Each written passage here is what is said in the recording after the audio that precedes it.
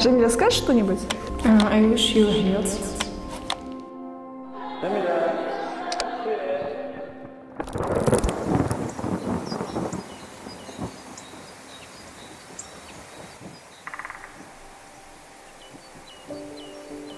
Мың 1999 жылдың қарашасы.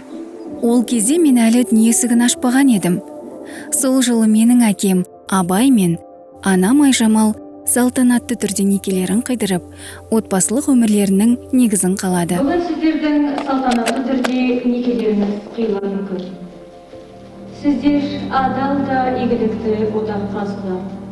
Оған сіздердің семьяңыз, бақытыңыз, сондай-ақ болашақ ұрпақтарыңыздың бақыты негізі болады.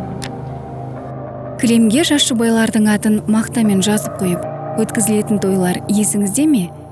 Менің ата-анамның үйлену тойы да дәл осындай салтанатпен өтіпті. Арада 1,5 жылдай уақыт өткен соң, әкем мен анамның берік махаббатының жемісіндей болған мен дүниеге келдім. Тұңғыштары болғандықтан, ата-анам мені махаббат пен мейірімге бөлеп, еркелетіп өсірді.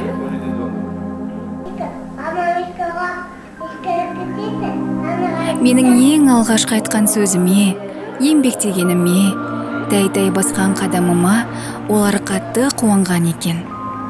Осы кезеңде қазақтың салты бойынша шашымды алғызып, тұсауымды кестіріп, той жасапты.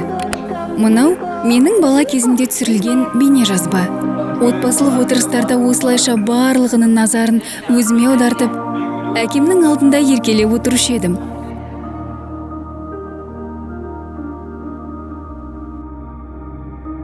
Бұған қоса, анам екеуміз билегенді жақсы көретінбіз.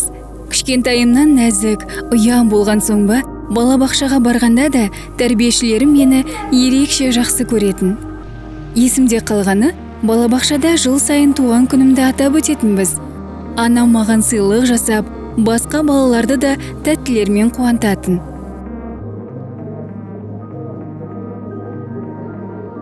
Бұл нәресте кім деп ойлайсыздар?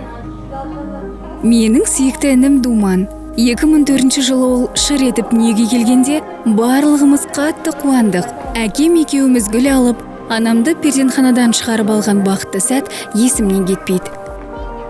Мен 3,5 жасымда сүйіктініме қарап, ойнатып, анама болысатынмын. Балабақшадан кейін мен мектепке дейінгі даярлық тобына бардым.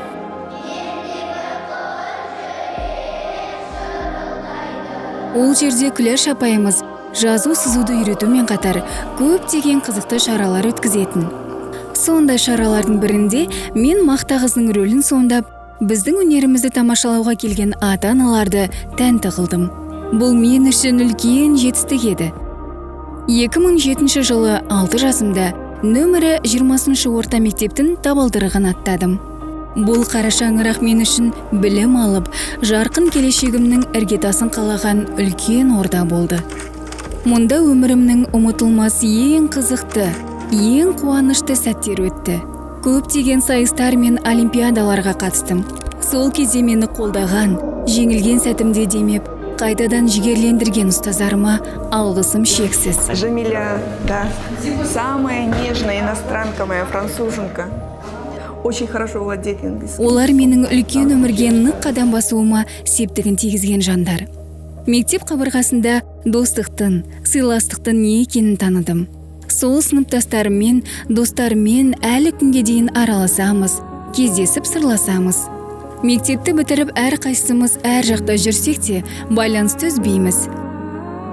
Жастайымнан ата-анам мені ағылшын тілін жетік меңгерсін деп, ағылшын оқу орталықтарына берді.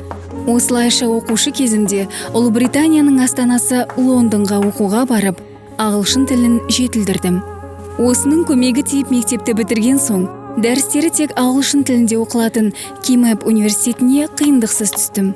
Жасыратыны жоқ, Кимэпте оқу қиын, бірақ қызықты.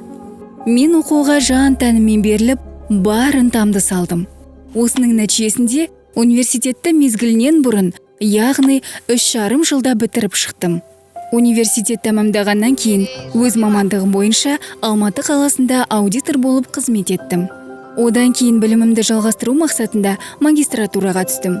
Қазіргі уақытта КИМЭП университетінің магистрантымын. Ал енді отбасым жайында. Әкем мұнайшы, анам кәсіпкер. Жалғыз інім қазір Нархоз университетінің туризм факультетінде 3-ші курсты оқиды. Біз отбасымызбен шетелдерге жиі саяхаттайтынбыз. Басқа елдерге барып, оның мәдениетімен, дәстүрімен және өзің білмейтін көптеген тың дүниелермен танысу деген керемет қой. Сол сапарларда отбасымызбен қыдырғанымыз менің есімде қалған тамаша әсерлердің бірі. Қызым мен ұлының бойына ата-аналық махаббатын дарытып, нағыз азамат етіп тәлімді тәрбиесімен өсірген әкем мен анама деген алғысым шексіз. Әке, ана, мейірім мен махаббаттан жаралған кең жүректеріңізден, қызуы тұла бойымызды жылытқан ыстық алақандарыңыздан айналайын. Мен сіздерді жақсы көремін. Әкешім, асқар тауым, мұнарымсың. Жігер берер көңілге шынарымсың. Өмірдің не бір қилы сынағына, балаң үшін әр кезде де шыдағансың. Сізден алдық тәрбие, тәлімді де. Азамат боп өсіп келеміз, қазір міне. Аман болшы, әкешім, асқар тауым. Қарыздарымыз біз сізге мәңгілікке. Анашым, бұлағымсың, мөлдір, тынық. Өмір есігін аштырдың, қиналсаң да. Қарыздарымыз біз сізге мәңгілікке. Ауырмашы анашым, әр қашанда. Анашым, шуағым боп нұрын шашқан. Күлімдеші, нұр жүзіңе арай шашқан. Ешкімде тең келмес бір өзіңе. Таңым боп әр күн сайын күліп атқан. Жол мұраты жету, қыз мұраты кету дейді дана халқымыз. Бүгін теңімді тауып, халқымыздың дәстүрі бойынша ата-анамның ақ батасын алып, ұзатылып барам. Жүректің қалауымен, таңдаған жарыммен бастаған қадамым құтты болғай. Бойында инабай, мінезі байыпты, кіршіксіз көңілі кірленсе айыпты. Ол да бір аманат, жайқама қайықты, әр әйел бақытты болуға лайықты. Әр әйел сүйікті болуға лайықты.